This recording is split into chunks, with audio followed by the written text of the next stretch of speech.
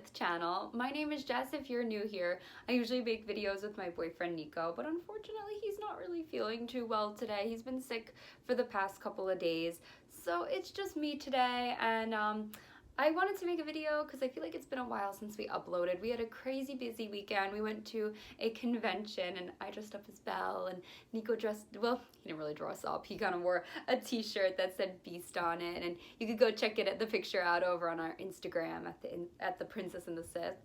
And so we had that over the weekend, and then Nico got sick. So it's just been like a hot second that we've had a moment to like sit down and upload. Oh, I actually got a new statue at that convention that I wanted to show you. Look, it's Ariel and Flounder. It's a Jim Shore, and I love it so much. So that's a new addition to the collection right there. And I wanted to film a video today, actually just because we got 100 subscribers. We finally did it, guys, and it's all because of you. And honestly, I can't thank you guys enough for the Disney community. You guys are so nice. I love reading your comments and watching your videos. So today I decided to make a video that I've wanted to make for a long time. I've seen a lot of other people do this, but I wanted to count down my personal top 10 favorite rides at Walt Disney World. If you guys don't know, we took a recent trip to Disney World not too long ago, probably around this time last year actually. So I wanted to make a list of my favorites, but a little bit of a disclaimer, guys. I'm a little bit of a, how do you say it, ride wimp? And I'm not really into most of the thrill rides at Disney World. Like, I don't do roller coasters. I don't do a lot of the like simulator ones. Some of them I could do. And I don't know, I'm just not really into that stuff. I like kind of more the slow, like dark kind of boat rides. So you'll see a lot of those on this list. But Nico's into roller coasters, so maybe if you guys want, I could get him to like come on camera and talk about his favorite rides. Also a disclaimer, we didn't get to ride all of them. Toy Story Land was not open when we went to Disney World, so those rides are not going to be on this list, those two. And we didn't get to ride Frozen Ever After. It was way too crowded, and we didn't want to wait that long. It was like a crazy wait time. And so I feel like that ride would most definitely be on my list. So that's why it's not. So I'm going to get into it, and these are my top 10 rides at Walt Disney World, and I have them in my Alice journal, if you guys can see that. Okay. So coming in at number 10, okay, some people think this ride is really boring, but I love it. It's Living with the Land at Epcot's Land Pavilion. So, funny story about this ride. I rode it when I was really little. I went to Disney World when I was 3, and I surprisingly still remember going on that ride and really enjoying it. And it was rope drop, and Nico really wanted to ride soaring. And I was iffy because I don't like heights. I don't like when like screens are like really close to my face. I'm sure in the comments below you're gonna be like, oh, try it. Maybe next time. I get a lot of people who want me to go on that one. So I was a little like, nah, like I'm gonna sit this one out and I'm gonna wait for you.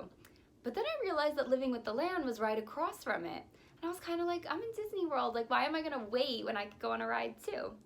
So I went on Living with the Land, and because it was rope drop and everyone went to soaring, I was the only one on the ride. Like on that big boat, I was the only one, and like 5 boats after me. There was like nobody on the ride. It was so funny. The cast members were like waving to me. It was really fun. But I love that ride. I love the greenhouse, love the fish, all the animatronics. I think it's relaxing. You can kind of take a load off there. So I suggest Living with the Land. I know some people kind of think it's boring, but I love it. All right, number 9, well, it's kind of surprised me how much I enjoyed it, but it's actually Star Tours in Hollywood Studios. I didn't really think I was gonna like this one. I'm not a Star Wars fan, so this was kind of Nico's pick. He really wanted to go on it, and I don't love like the super simulator rides, but I did a little bit of research beforehand, and this one you kind of sit more like in a theater, and I was like, okay, that's better. You're not like super close to the screen. I think I could do this one. And it was actually really fun. It's so basically you sit in this little theater, and then there's a screen kind of like you're on the spaceship, and it just kind of tilts and moves a little bit with the motions that are on the screen, and C-3PO is kind of driving. Driving, piloting, probably. The Star Wars fans will probably get me for that one. And I actually thought it was really fun. The motion wasn't too intense. It was very immersive. Nico enjoyed himself so much. He was in his little Star Wars happy place there. And I really liked it. And if you're worried about getting motion sick, I heard a good trick is to look at the animatronic of C-3PO and not the screen, because it is 3D and motion, so I understand that people can get a little iffy with that. Me, I'm more like, if the screen is super up close, like Flight of Passage, I can't really do either, then I have issues. But if it's a good distance, I'm okay. So yeah, Star Tours, which surprised me, but I really liked it. Oh, and also it's a different experience every time you go on it. So we went once and we wanted to go on again, thinking it was just gonna be the same thing. And no, it was like a whole different route that they took, and then we got to see Chewbacca, and it was fun. So even if you guys go on again and again, it'll be a different experience.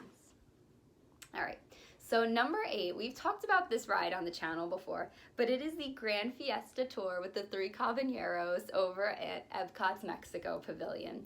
I love this ride. I mean, I love the Mexico Pavilion. I think it's one of my favorites. Probably right under France. France is my favorite at Epcot, but Mexico is kind of close second because I think it's just so immersive and beautiful. It reminds me of Coco. I love Coco.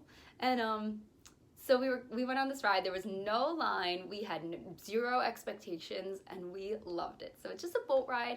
It takes you past the restaurant, and then you go in, and it basically just gives you a tour of Mexico. And then there's a fiesta at the end, and there's little TV screens with Donald and the 3 Caballeros.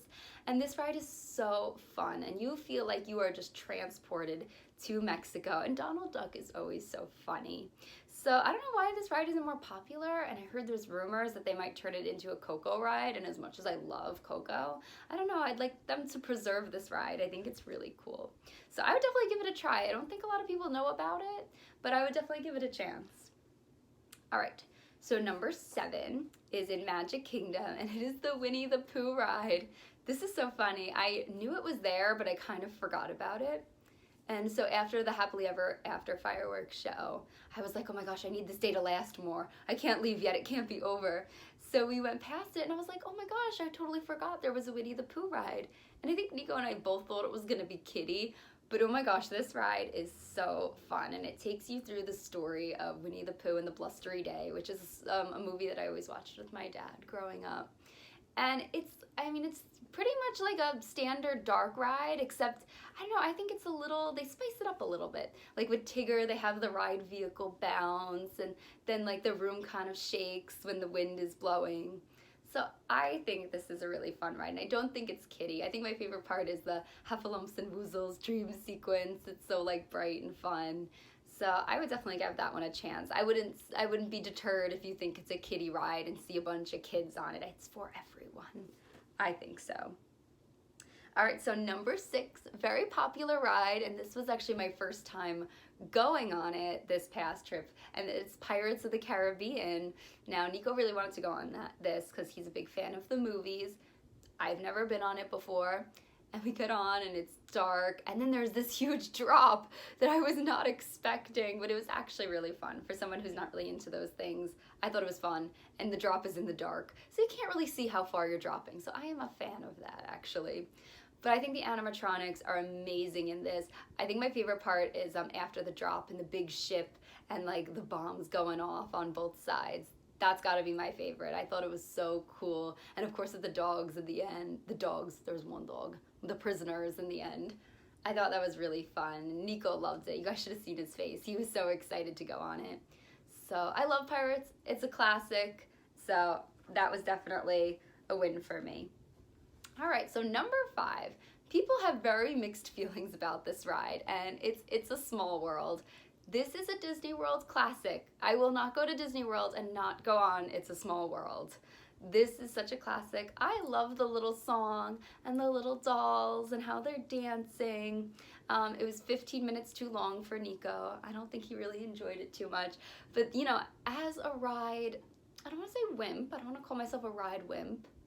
A non-thrill seeker, this ride is awesome because it's long, it has like a lot to offer, a lot of different rooms, a lot of different scenery. I love all the dolls from all the different cultures, and I just love it. Nico's sister, the Sithster, likes this ride. I think it's one of her favorites.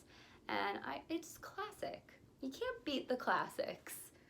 And yes, I do sing the song.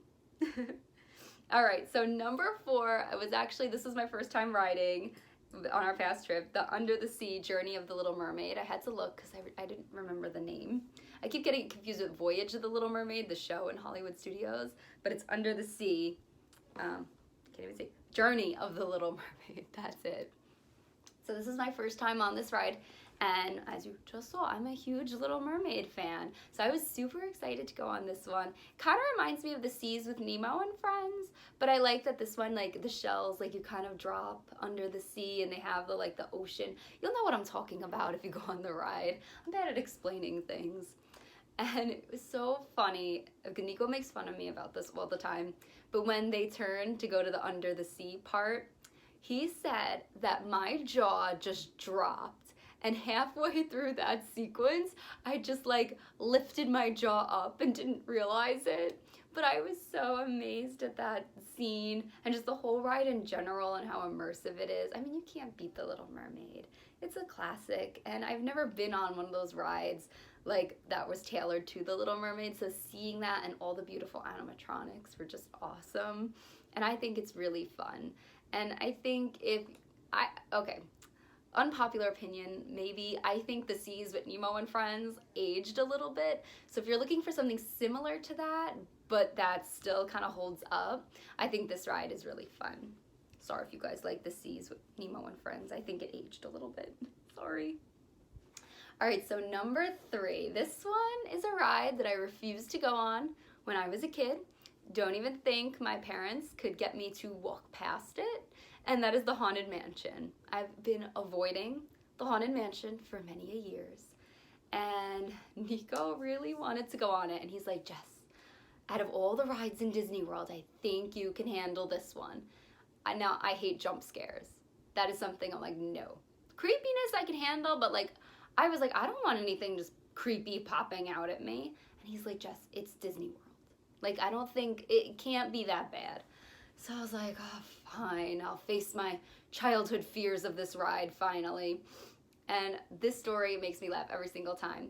So we were waiting on the queue, and I was still a little I'm probably not gonna like it. Something's gonna pop up in my face, and I'm not gonna be cool with it. And all of a sudden, this man is overhearing us, and he's like, oh, you guys have never been on this ride before. And we were like, no. And I was like, oh no, is it scary? Or are there any jump scares? And he just, I don't know, kind of ignored me and just said, this ride is my life. And he showed me his phone case, and it was the background of Haunted Mansion. I was like, oh, that's so funny.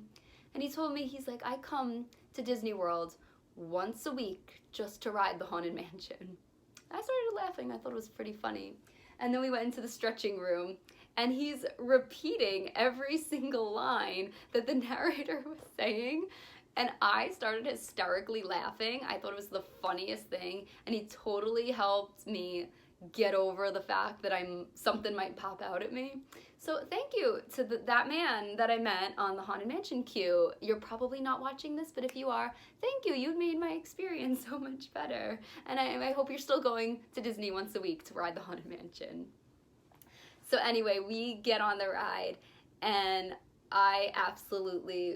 this ride is amazing. Just the animatronics, the light, what they do with lighting and the music, and I love the narrator and all the sets. I can't talk about how amazing it is. I have no words. I was just so impressed, and Nico was laughing at me when I got off because I was like, that was amazing, and I wouldn't stop talking about it.